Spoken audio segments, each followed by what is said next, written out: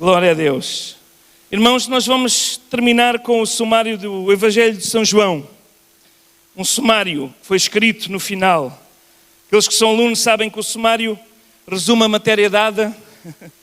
E João termina então, no João capítulo 20, com o sumário de tudo aquilo que ele escreveu e porquê que ele escreveu. E o Evangelho de João é muito especial para nós. Como falávamos há pouco, irmãos, há muitas circunstâncias que nos deixam inquietos, não sabemos o que fazer, a ansiedade toma conta de nós, do nosso coração, mas este é um ano de oportunidades.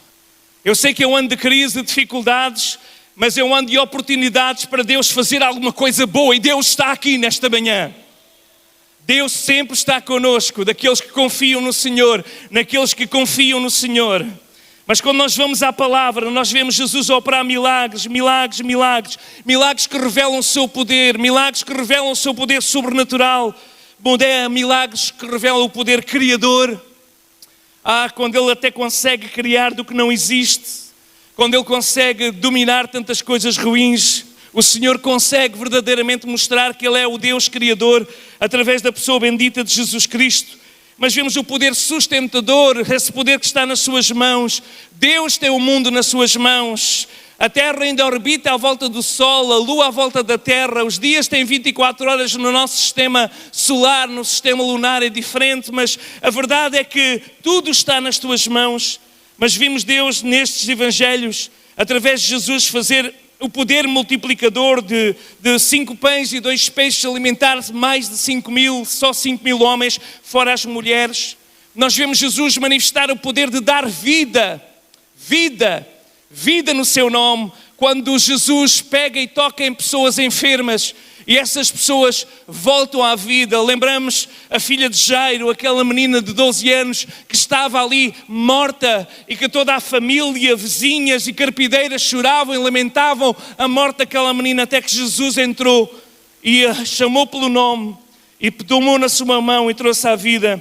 Mas vemos aqueles milagres sobrenaturais lá de João 11, em que Jesus chega diante do sepulcro de Lázaro há 4 dias, porque os judeus, eles acreditavam que só no 4º dia que a alma saía. Havia ali um período de transição, não todos os judeus, havia ali uma seita que tinha essa crença, só depois do 3º dia.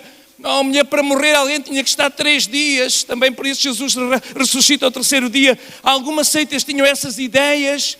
E é interessante nós vermos como o Senhor Jesus espera pelo 4º dia, sabendo que o seu amigo estava doente. Ele ficou mais um tempo, porque era necessário ver a glória, esse poder da vida, esse poder ressuscitador de Jesus. E ele chega diante daquele sepulcro, as mulheres já tinham deixado o seu período de luto, estavam na sua casa, mas vieram, quando Maria veio a correr, juntaram-se os seus amigos, os seus familiares, tinham vindo de Jerusalém, para vê-la chorar e consolar. E Jesus, diante daquela pedra, diante daquele sepulcro, diz: Lázaro, vem para fora. E Lázaro sai. A pedra tinha sido removida pelos homens e Lázaro sai enfaixado. E todos aqueles judeus que tinham vindo de Jerusalém disseram: uau! O próprio Nicodemos, no capítulo 3, diz: Senhor, nós queremos que Deus está contigo, porque é impossível os sinais que tu fazes serem feitos por alguém se Deus não estiver com ele. Então João termina agora no capítulo 20 o seu Evangelho. E ele termina da seguinte forma, no verso 30 e 31. Evangelho de São João, capítulo 20, verso 30 e 31. Jesus, pois, operou também em presença dos seus discípulos muitos outros sinais que não estão escritos neste livro. Estes, porém, foram escritos para que creiais que Jesus é o Cristo, o Filho de Deus, e para que, crendo, tenhais vida em seu nome.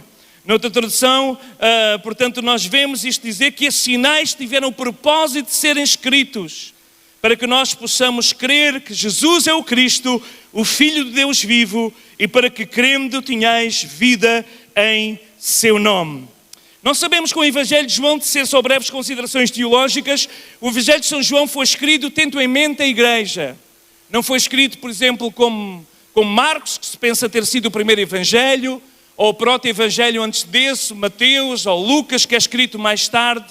João é mesmo o último dos 4 evangelhos. Não se preocupa tanto a repetir os milagres que nós encontramos em Mateus, Marcos e Lucas, por isso chamamos de evangelhos sinóticos ou evangelhos semelhantes, porque relatam de pontos de vista diferentes, uns para os judeus, Marcos para os romanos, Lucas para o Teófilo, que era alguém que queria dados concretos. Então, tendo um público diferente para todos nós, a mensagem do evangelho foi escrita de diferentes perspectivas, 3 perspectivas: Mateus para os judeus, Marcos para os romanos, Lucas para os estudiosos e para todos os que são amantes de Deus, uma pesquisa detalhada por aquele médico. Mas depois chegamos a João, e o Evangelho de João é escrito tendo em mente a igreja que estava agora a ver nestes últimos anos do final do 1º século, já estava a surgir algumas falsas doutrinas, umas que diziam que Jesus era apenas um espírito, ou tinha sido um espírito. Outros diziam que Jesus não era 100% Deus. Outros dizendo que Jesus, dividindo e confundindo muito a divindade de Jesus Cristo. Então ele escreve para a igreja, para fundamentar a nossa fé, tendo em mente aqueles que querem ser discípulos de Jesus, para defender as doutrinas fundamentais do cristianismo bíblico. E ao contrário dos outros evangelhos, ele preocupa-se em descrever então, principalmente, o facto concreto de que Jesus é Deus. Jesus é Deus. Jesus é Deus assim como Pai é Deus, assim como o Espírito Santo é Deus. Jesus é Deus. Na última aula de candidatos ao batismo, no domingo passado, eu estava ali com os jovens que vão descer às águas agora no dia 15 de setembro. E o jovem, temos um rapaz e algumas raparigas aqui da sede, fora, claro, também das congregações. Vai ser uma grande festa no dia 15 de setembro. E nestas aulas de preparação que nós estamos a fazer para o batismo, estava a tentar explicar a Trindade. E principalmente os adolescentes têm muita dificuldade. Então eu usei uma ilustração que certamente todos já ouviram, uma ilustração de um ovo, e disse assim: se nós tivermos uma gema de ovo, é um ovo? Não, é uma gema. Se tivermos uma clara de ovo, a minha tia, por exemplo, não gosta, agora já não sei se é da clara ou se é da gema, não interessa, não gosta de uma das partes, então ela, eu penso que é da gema. Ela dá a gema para nós, abre o ovo, tira a gema. A casca também normalmente ninguém gosta, não é? Só as plantas, diz que é bom para adubar as plantas, então as plantas gostam da casca, ou os passarinhos têm cálcio, mas nós acho que não fomos habituados a comer casca. Mas a verdade é que temos 3 componentes básicos que formam o ovo: a casca, a clara e a gema, e isso compõe o ovo. No entanto, podemos claramente distinguir entre a gema, a clara e a casca, para lhe explicar que, assim como nós somos também corpo, que é aquilo que nós vemos, alma, que é a nossa identidade, e espírito, aquela parte que Deus colocou em nós para comunicar com Ele, também Deus se manifesta em 3 formas distintas, em 3 pessoas distintas, não formas, em 3 pessoas distintas. E o Evangelho de João então é escrito para descrever, para provar que Jesus é Deus, assim como o Pai, que eles bem conheciam, e assim como o Espírito Santo, que muitos desconheciam, mas esperavam a promessa. Então João prefere a palavra sinais, e é isto que nós vemos aqui. Jesus operou também em presença dos seus discípulos muitos outros sinais que não estão escritos neste livro. Então João utiliza a palavra sinais como provas, dados concretos. Sinais são provas. Todos estes milagres, todos esses sinais, todas estas descrições que eu fiz no meu Evangelho, nesta carta, no Evangelho de Jesus através de João, foram escritos para provar que Jesus é Deus, que Jesus é o Cristo, o Filho do Deus vivo. E neste último versículo podemos então encontrar aquilo que os teólogos chamam a chave do 4º Evangelho, ou as 7 máximas do Evangelho de João. E eu gostaria de começar por aí, pelo verso 31. Estes, porém, os sinais, o sinal quê? Quais os sinais?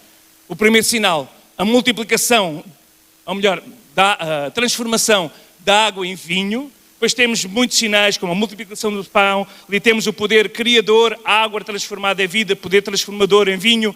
Temos o poder multiplicador do pão. Temos o poder sarador da cura de diversas enfermidades. O poder da ressurreição dos mortos, etc, etc, etc. Mas todos esses sinais foram escritos com um propósito. E eu gosto muito de que o versículo começa a dizer: estes foram escritos. A importância da escrita.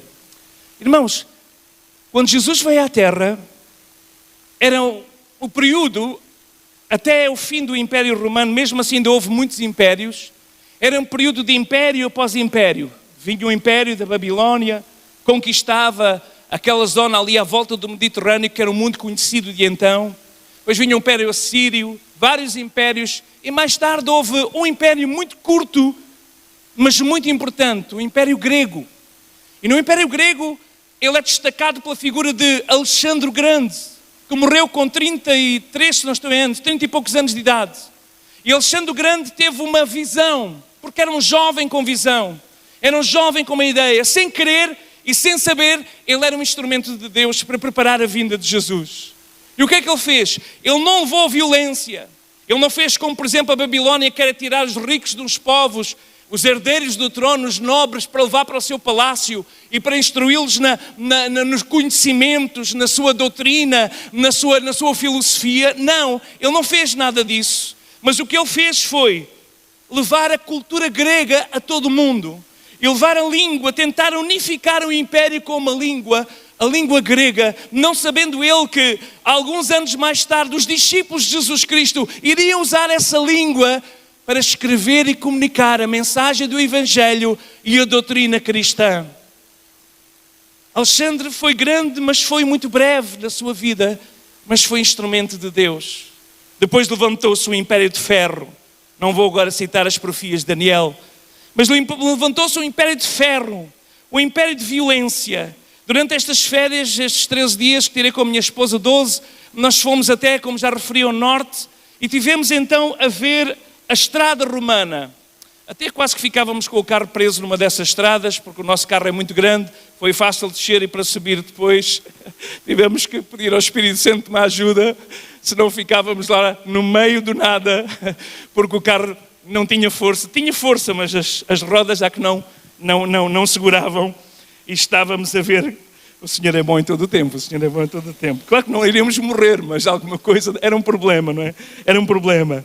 E foi muito tão interessante quando andámos naquelas estradas, naqueles caminhos que eles chamam de Geira, ou Geira, aquele caminho daquela estrada, da via romana, que passava ali por Braga, não é? E por aquelas cidades, e que depois vinha até Pax Júlia, lá, Beja, no sul, e passava por toda a península. E é interessante que ali naquela zona nós temos os marcos todos dessa estrada, temos os altares que haviam no meio do caminho para eles orarem aos seus deuses.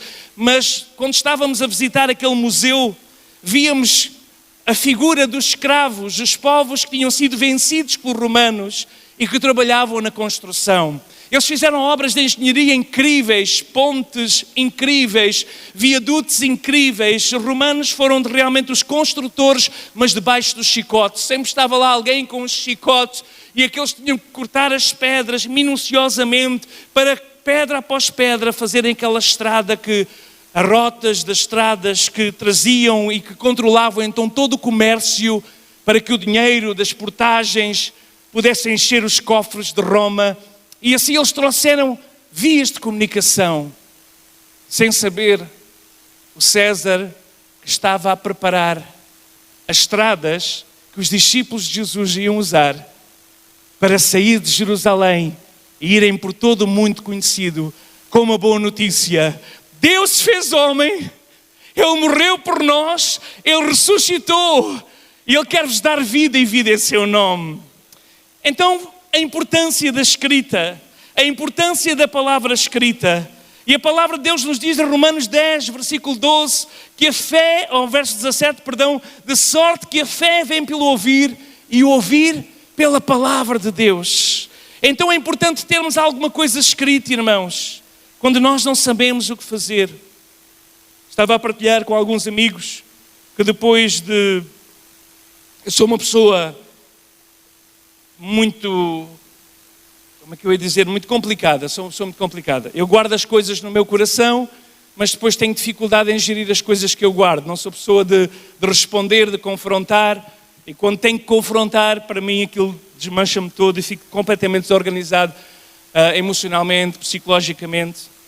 E houve um dia, como eu já contei com os irmãos na vigília, que me levantei de madrugada e estava a dizer: Senhor, eu preciso que tu faças alguma coisa comigo, eu preciso de uma palavra. E é muito perigo fazer isto, é muito perigoso. Olha, o pastor a dizer uma coisa que é perigosa fazerem. Mas eu disse: Senhor, dá-me uma palavra. E eu abri a Bíblia Isto é muito perigoso, é? Mas pronto, cada um tem as suas experiências. Eu abri a Bíblia e não foi o primeiro sítio que eu encontrei. Normalmente nunca é o primeiro. Também é preciso ter sabedoria nisso, não é? Porque o primeiro pode ser alguma coisa ruim, pode ser alguma coisa dura, ou pode ser um versículo fora do contexto, que gera um pretexto para fazer alguma asneira. Então cuidado. Mas eu abri e não era aqui, não era aqui. Virei, não era aqui. Virei outra vez. E aqui no final, porque é mesmo um capítulo que começa com um versículo no fim da página, que era difícil de descobrir. Mas de repente o Senhor me levou os olhos para ali e começa: ama o Senhor porque Ele ouviu a minha voz, Ele ouviu a minha súplica. E de repente eu entendi que Deus estava a falar comigo. E continuei a ler o versículo. E diz: porque Ele inclinou para mim os seus ouvidos, eu venho invocá-lo-ei enquanto viver. Cordéis de morte me cercaram, angústias do inferno se apoderaram de mim. Encontrei aperto e tristeza. Então invoquei o nome do Senhor, dizendo: ó Senhor, livra a minha alma. Piedoso é o Senhor, justo, nosso Deus tem misericórdia. Salmo 116, podem ler depois em casa. E este foi o tratamento que Deus trouxe ao meu coração. Aquele salmo foi um salmo, até partilhei com os irmãos Cerqueira, quando estivemos com a irmã Isabel a visitar. Foi um salmo que veio como um bálsamo para a minha alma. É um salmo deste mês. Agora eu vou segurá-lo durante um tempo e cada vez que preciso volto a lê-lo e volto a lê-lo. É o meu tratamento que o Espírito Santo prescreveu. Os irmãos sabem que o remédio, às vezes, quando é prescrito, não acontece nada quando se toma a primeira cápsula. Ele tem que se continuar a tomar. O meu avô era muito engraçado, porque ia ao médico, o médico prescrevia uma receita e ele tomava 2 ou 3 dias e ia: já não tomo mais isso, não estou a sentir efeito.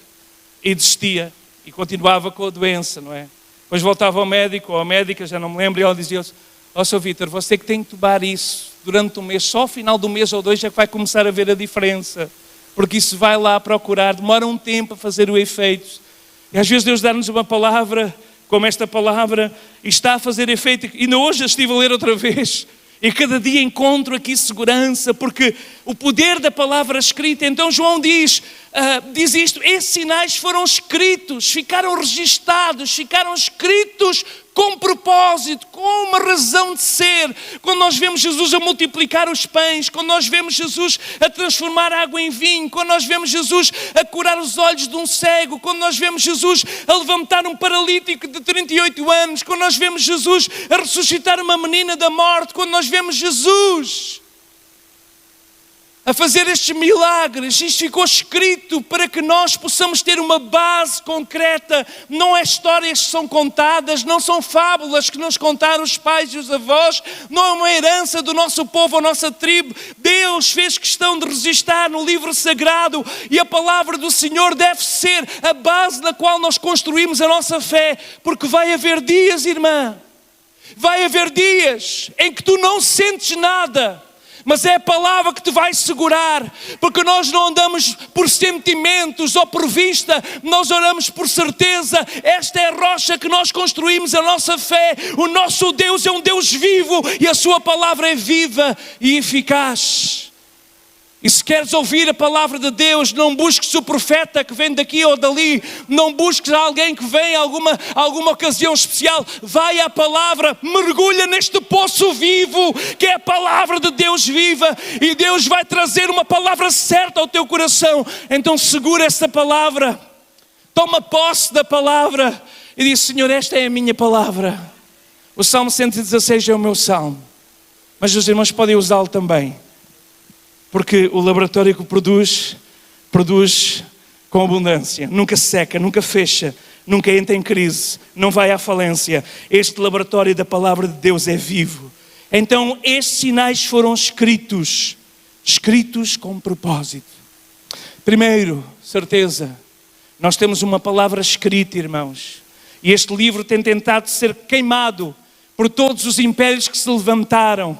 Os impérios ateístas que se levantaram nos países do leste tentaram queimar todas as Bíblias, tentaram acabar com todas as Bíblias. Na Coreia do Norte é pena de morte possuir uma Bíblia. Há países onde é o crime possuir uma Bíblia. Têm tentado acabar com a Bíblia. Muitos livros são levantados e queimados, mas a palavra de Deus, ela permanece para sempre. Mas Deus, na sua graça e infinita misericórdia, decidiu escolher 40 homens durante milhares, centenas de anos, para que nós possamos ter a palavra escrita. Estes sinais foram escritos, foram registados. Para quê? Para que nós possamos crer. Não são fábulas que nós lemos. O quê? O quê? Encher quantos litros de água? Encher o quê? Encher ali aqueles litros, aquelas talhas cheias de água. Ir ao poço, ir e vir. Encher aquelas talhas de água. 450 a 660 litros de água. Encher, ir e buscar, ir e levar, encher de água. Começa o primeiro sinal. E depois Jesus diz: peguem na água, levem ao mestre-sala. E no processo de obediência, mesmo quando podia ainda não cheirar a vinho, não devia cheirar para eles duvidarem ou ficarem assim, ainda não devia cheirar. Não sei qual foi o momento, mas uma coisa eu sei: recebe de Deus isto. Foi quando eles obedeceram à palavra de Jesus que o milagre aconteceu. Tu podes ter a palavra escrita, mas para creres na palavra tens que tomá-la posse, tens que obedecer à palavra. As pessoas foram ter com Maria. Em Portugal as pessoas vão ter com Maria. Maria na forma de Fátima, Maria na forma de Lourdes, Maria na forma da Senhora da Agonia, da Senhora da Penha. Olha, já perdi os nomes porque são tantos nomes, as pessoas vão ter com Maria. Mas Maria disse: não, vão ter com Jesus. Façam tudo o que Ele vos disser, obedeçam à sua palavra, mesmo que Ele vos peça para fazer alguma coisa estranha, alguma coisa que não é normal. Mesmo que Ele peça para ir ao poço, ver se encontra e encher 660 litros de água, continua a encher. Mesmo que Ele peça para pegar num jarro e pegar naquela água e levar. E se eles levavam ao mestre-sala aquela água em vez de vinho, não só o cântaro podia-se partir, como podia-se partir na sua cabeça. Mas eles obedeceram, porque Maria tinha uma presença de Deus na sua vida. Uma mulher que desde a sua meninice, desde a sua adolescência, disse: faça-se em mim a vontade do Senhor. E a sua palavra devia gerar de facto autoridade. E ela disse: façam o que Jesus vos disser. E quando eles pegam naquela água e levam e despejam, e de repente veem que já não é branca, não era vinho branco. Bom, não sei se era vinho branco, agora aqui também é complicado estar aqui. Temos de ter cuidado de dizer coisas que não são escritas. Mas quando ele despeja aquilo e o mestre-sala prova, disse: ai, já está aqui problema já. Há aqui problemas. Vou ter com o noivo, há aqui um problema. Vai ter com o noivo. Noivo, então como é que é? Que é isto? Então tu guardaste o melhor vinho para o fim. Então tu tinhas o melhor vinho escondido e guardaste para o fim. Nós que não conhecemos a história pensávamos: agora ele vai levar água. Não, era o melhor. Porque quando Jesus faz o melhor. Ele não faz qualquer coisa. Às vezes nós oramos: Senhor, faz-me qualquer coisinha. Mas o Senhor não é Deus de fazer qualquer coisinha. O Senhor é Deus de milagres, sinais, prodígios e maravilhas. Então esses sinais foram escritos com propósito. Foram escritos para nós acreditarmos, para nós crermos. E a palavra crer aparece 98 vezes neste Evangelho. 98 vezes aparece crer. Todo aquele que crer em mim, todo aquele que crer, todo aquele que não duvidar, mas todo aquele que crer. A importância fulcral da palavra é muito importante, nós temos que tomar atenção. E João deixa implícito nesta palavra: crer significa fé, confiar, acreditar, receber, tomar posse. João diz que a fé é o dominante para nós podermos nos aproximarmos de Deus. E depois o autor da carta aos Hebreus vai dizer que sem fé é impossível agradar a Deus. Então, para se tornar viva esta mensagem, Deus amou o mundo de tal maneira que deu o seu Filho único, para que todo aquele que nele crê. Crer não é acreditar. Tu crês que há um Deus? Fazes muito bem. Acreditas em Deus? fazes bem, o diabo também acredita e tem medo dele. Crer não é acreditar, crer é fazer, é tomar posse, é nosso. Eu creio no Filho de Deus vivo, eu creio que Jesus Cristo é Deus, eu creio que Ele tem um poder, eu sei que o meu Redentor vive quando estava na cinza, na dor, no luto, na miséria. Jó estava ali depois de todas as más notícias, perdido os negócios, perdido as posses, perdido os filhos. Ele diz, eu sei que Ele vive e eu sei que Ele se vai levantar, e Deus retribuiu em dobro, porque Ele creu, Ele confiou. Então sinais foram escritos para que criais, escritos para crer. Então lê a palavra cada dia, irmã e irmão. Busca a palavra é o pão que alimenta, assim como nós precisamos de energia, assim como nós precisamos de proteínas, assim como nós precisamos de calorias, nós precisamos de comer esta palavra. Comer esta palavra. Quase contava aqui outra visão e outra palavra da vigília, mas vou deixar para mais tarde. Nós temos que ter fome da palavra. Fome da palavra, fome de Deus. Para que creamos. Mas crer em quê? Crer em quê? Crer que Deus existe é bom? Não. João diz lá, neste verso, eu já perdi aqui, capítulo 20, verso 31. João diz muito claramente, crer com propósito. Diz assim, foram escritos para que creiais que Jesus, criais que Jesus é o Cristo. Deixa-me pegar aqui no nome Jesus, em primeiro, antes de falar sobre o Cristo. Criar que Jesus, ou seja, o nome de Jesus, aquele nome que foi uma revelação dada à Virgem Maria pelo anjo Gabriel, que significa e indicaria toda a sua missão. Jesus significa Deus que salva. Jesus significa de Deus vem salvação. Jesus, a forma latina do verbo Jesus, que é a transliteração do hebraico Yeshua, ou Joshua, ou Yoshua, ou Yahvé, que significa de Yahvé é minha salvação. A salvação vem do Senhor. Jesus é a personificação do Deus vivo, a salvação do Deus vivo. Em Jesus nós temos vida, e crendo em Jesus nós temos vida, porque Ele deu a sua vida, Ele derramou a sua vida para que todo aquele que olhe para Jesus, assim como a serpente foi levantada no deserto, a serpente de bronze foi levantada num tempo de víboras e de morte. Quem olhasse para a serpente de metal era salvo. Quem olhar para Jesus é salvo. Este é o nome poderoso. É um nome histórico, sim, mas é o nome poderoso pelo qual o Filho de Deus foi manifesto. Aparece 267 vezes neste Evangelho. Jesus, Jesus, Jesus. Irmãos, deixem-vos contar aqui um dos meus segredos. Quando eu não sei mais o que orar, quando eu não sei mais o que dizer, eu só digo Jesus. Às vezes fico a dizer Jesus, Jesus. Jesus, Jesus, Jesus, Jesus, Jesus, Jesus, Jesus, Jesus, Jesus. E quando nós chamamos pelo nome, não que Ele esteja a dormir, não que Ele esteja distraído, mas há poder no nome de Jesus.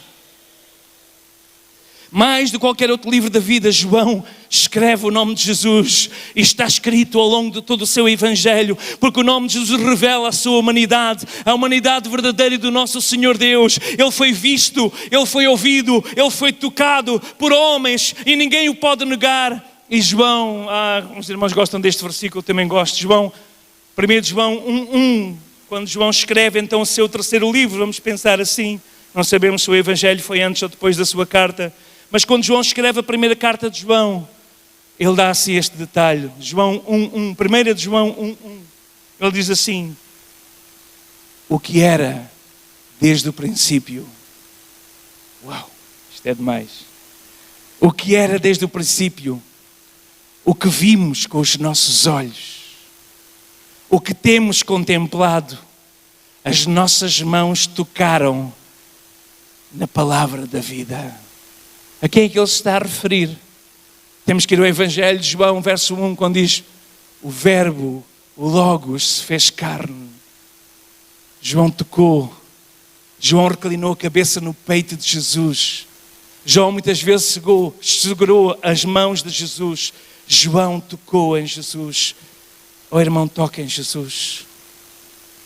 Segura na mão de Jesus. Quando passares pelo vale da sombra da morte, segura na mão de Jesus. Davi ainda não tinha Ele estava a ser trabalhado para ser o antecessor, para ser o pai da linhagem, para ser o início da linhagem, filho de Davi. Mas Davi conhecia o Deus, provavelmente ele conhecia Jesus. Abraão viu Jesus, diz lá a palavra, e ele foi de facto o pai também da fé. Mas João disse: eu toquei, eu não só ouvi, eu toquei, eu ouvi as suas palavras. Quando ele afastava o barco e a multidão se punha na praia, e ele dizia: João, afasta aqui o barco um bocadinho, posso subir aqui? Posso? Ele começava a falar e havia um silêncio profundo, porque todos queriam ouvir as palavras que eram diferentes das palavras dos escribas, dos fariseus, porque havia uma autoridade, algo que arrepiava. Olha, até eu me estou a arrepiar só de imaginar o cenário. Jesus a falar, a palavra de Deus encarnado, o próprio Deus a falar. Mais tarde ele sobe ao monte e daquele monte ele começa a dar a legislação do reino que temos em Mateus e em Lucas. Ele ouviu, ele viu Jesus a pegar nas crianças, a colocá-las no colo, a abençoá-las. Eu vi Jesus a tocar em leprosos quando era proibido. Eu vi Jesus a dar atenção a mulheres da vida. Ele viu Jesus a recuperar homens da sociedade ricos. Ele viu Jesus a recuperar corruptos. Ele viu Jesus a recuperar criminosos. Ele viu Jesus a recuperar vidas. Ele ouviu e as suas mãos tocaram. Por isso é que talvez João não conseguiu abandonar. Não quero aqui fazer doutrina disto, mas a relação de João é completamente diferente dos outros discípulos, porque diz-nos a palavra, quando Jesus foi levado na cruz, João estava lá, e Jesus volta-se para João e diz: olha, está aí a tua mãe, está aí o teu filho, fiquem juntos, porque agora a minha missão como ser humano, no sentido da humanidade, de filho mais velho, primogênito, termina aqui. João continua esse trabalho. Este é o nome poderoso, irmãos, que o Filho de Deus revelou, o nome de Jesus. Ao nome de Jesus se sujeita todo o demónio, toda a potestade. O nome de Jesus tem poder. É por isso que quando nós estamos a expulsar demónios, a trabalhar problemas espirituais, nós dizemos: diz Jesus é Senhor, diz Jesus é Senhor. E normalmente a pessoa, quando está aprisionada, possuída por alguma coisa, não consegue confessar. Mas há uma altura quando confessa, e este nome significa liberdade, autoridade, poder. Jesus. Estes sinais foram escritos para que creiais que Jesus é o Cristo. Tu és o Cristo, o Filho de Deus vivo. Cristos, do hebraico Messias ungido, 18 vezes aparece neste Evangelho. Podem não ser muitas, mas o mais importante é a forma com que este versículo 31 do capítulo 20 termina. Esses sinais foram escritos para que creiais que Jesus é o Cristo. Nos escritos proféticos do Antigo Testamento o nome de Jesus não aparece. Aparece Cristo. Cristo é a forma latina que nós sabemos, é a forma que vem do grego, da língua em que foi escrito o Evangelho, que traduz Cristos, como nós sabemos.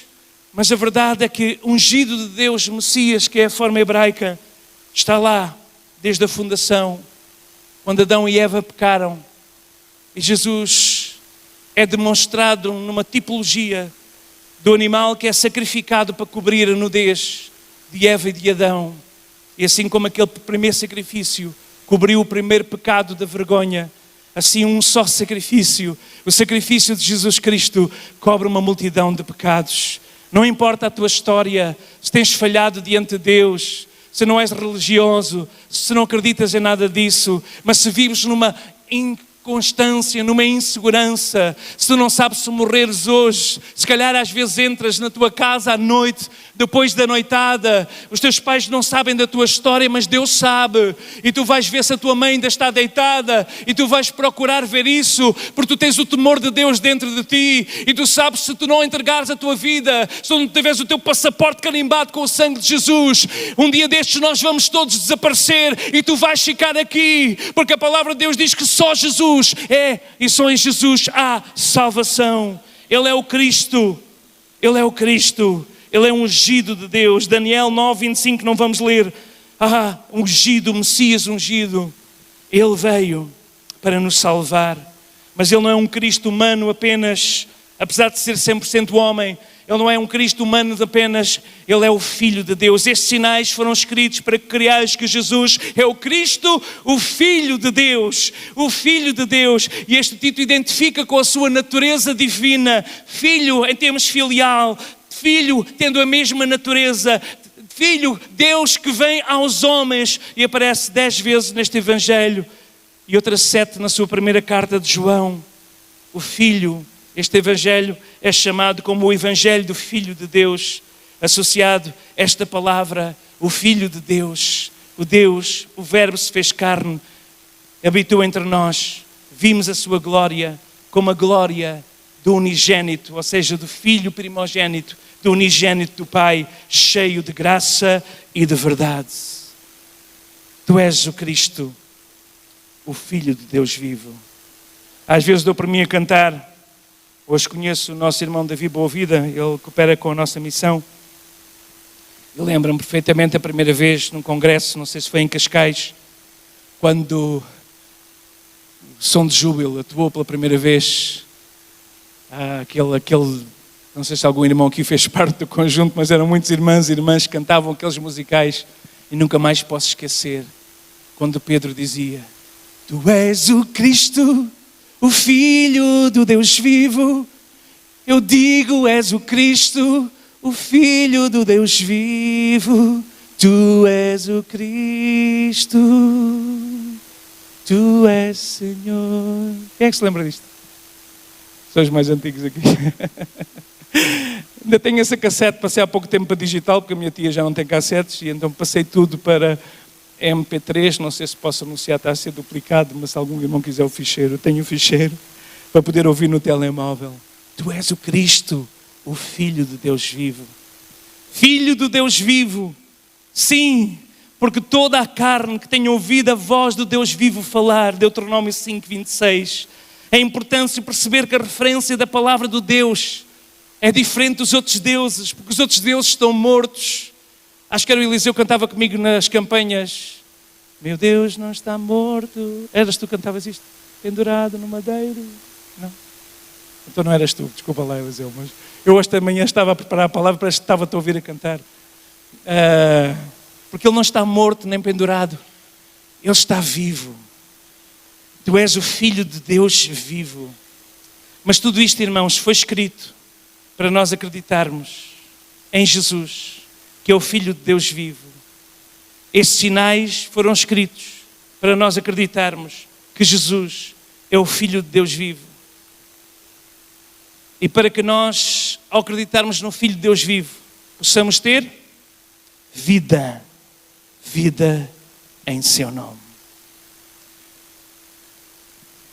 Eu sei que homileticamente o texto de João 10 não fala sobre Satanás, ou melhor, hermeneuticamente, porque homileticamente eu acho que sim, mas pronto, hermeneuticamente está a falar sobre o mercenário. Mas o ladrão sempre é uma figura também do nosso inimigo. E Jesus disse: o ladrão não veio senão para roubar, matar e destruir. Mas eu, Jesus, o Cristo, o Filho do Deus vivo, eu vim para que tenhais vida, e vida com abundância. Então nesta manhã, independentemente da circunstância em que estás, das dificuldades em que estás a passar, talvez te sentes no vale da sombra da morte, talvez até estejas a desejar a morte, talvez na tua mente até tenhas tido um pensamento: não vale a pena continuar a viver. Então, olha para os sinais, olha para Jesus, olha, lê os sinais, vê que Jesus é o Cristo, vê que Jesus é o Cristo, Filho de Deus vivo, e acreditando nele possas ter vida, e vida em seu nome. Vamos ficar de pé na presença do Senhor. Quem crê no Filho de Deus em si mesmo tem este testemunho, 1 João 5:10, que em Deus, quem não crê, e o testemunho é este, que Deus nos deu a vida eterna, e a vida está em seu Filho. Quem tem o Filho tem a vida. Quem não tem o Filho de Deus não tem a vida. Estas coisas vos escrevi para que saibais e tendes a vida eterna e para que criais no nome do Filho de Deus. 1 João 5, 12 e 13. Quem tem o Filho tem a vida. Quem não tem o Filho de Deus não tem a vida. Estas coisas vos escrevi para que saibais que tendes a vida eterna e para que criais no nome do Filho de Deus. Nada é impossível a Jesus. Nós acreditamos no nome que é sobre todo nome, ao qual um dia todo o joelho se dobrará. O nosso já se dobrou um dia. A nossa cerviz já se curvou diante do Filho de Deus, o Filho de Deus vivo. O Verbo se fez carne e habitou entre nós e foi visto como a glória do Deus vivo. E Ele passeia aqui nesta manhã para gerar vida e vida em seu nome. Independentemente do estágio em que estás, mais próximo dEle ou mais longe de Deus, Jesus diz: vem a mim, vem a mim. Vem a mim e encontra vida, porque há vida no nome de Jesus, há esperança no nome de Jesus. E esta é a mensagem que a Igreja Assembleia de Deus continuará a proclamar: Jesus é Senhor e há vida no seu nome. Não nos pregamos a nós mesmos, não pregamos a nossa história, mas pregamos o Filho de Deus vivo. Nesta manhã clama por Jesus. Eu não sei a tua circunstância, mas o Espírito sabe e Deus sabe, e tu estás aqui e Deus chama por ti. O ladrão tem entrado para roubar na tua vida, saquear a tua alegria, roubar a tua vontade de viver, destruir os teus sonhos. Mas Jesus diz: eu vim para que tenhas vida e possas ter uma vida com abundância. E abundância não fala de dinheiro, não fala de riqueza, mas fala de paz, fala de presença, fala de segurança, fala nós sabermos que nada nem ninguém nos pode separar dele e que nós não podemos ser afastados dele a não ser por nós próprios. Então nesta manhã, se ainda não entregaste a tua vida a Jesus, se tens medo que aconteça o que aconteceu nesta história verídica que acabámos de ouvir, quando se sai com amigos numa motocicleta e de repente essa pode ser a última viagem que fazemos. Tantos imigrantes estão a vir de Portugal, cheios de sonhos para ver a família, os avós e os pais, e tantos ficam na estrada, porque num momento de sono ou de descuido, é um momento apenas para encontrar a eternidade. Há dois caminhos para a eternidade. Há o caminho da vida, porque aquele que crê em Jesus tem vida, vida eterna. Mas há o caminho da morte eterna, que nós chamamos de inferno. Ali o fogo não apaga, o bicho não morre. Ali há sofrimento por toda a eternidade. Mas há um que nos quer libertar desse caminho de morte eterna, de sofrimento e de dor. E o seu nome é Jesus. Ele diz: aquele que crê em mim tem a vida eterna. Nesta manhã recebe esta segurança, recebe esta certeza que em Jesus nós temos vida e vida que permanece para sempre. Eu não sei se entre nós está alguém que não conhece Jesus da forma pessoal. Talvez conheça o Jesus dos teus pais, talvez conheça o Jesus dos teus avós, talvez conheça o Jesus dos teus familiares, mas nesta manhã tu estás a sentir que este Jesus vivo está aqui no nosso meio, porque Ele disse: onde estiverem 2 ou 3 reunidos no meu nome, eu vou estar no vosso meio. Jesus está aqui, Ele está a falar contigo, Ele chama pelo teu nome, Ele quer trazer esperança ao desespero e salvação à tua alma. Se ainda não tomaste uma certeza, uma convicção, não é religião, é relação com o Verbo vivo. É tu poderes dizer como João no final da sua vida, lá na caverna da ilha de Páctmos, ele escrevia e dizia: eu vi, as minhas mãos agora velhinhas tocaram, eu vi, eu ouvi, eu toquei no Verbo vivo de Deus. Eu não posso duvidar e eu irei proclamar para todo sempre que há vida no seu nome. Venha Jesus. Há entre nós alguém que ainda não tomou uma decisão de entregar a sua vida a Jesus.